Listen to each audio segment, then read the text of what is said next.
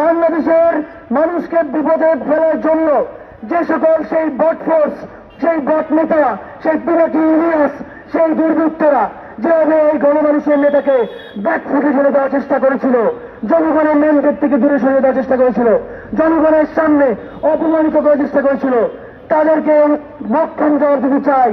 আপনাদের সামনে, চোখের সামনে বিপুল ভোটে জনসমর্থন নিয়ে আগামী সংসদ মাতাবেন এই জনাব বিপিনুল হক নূর।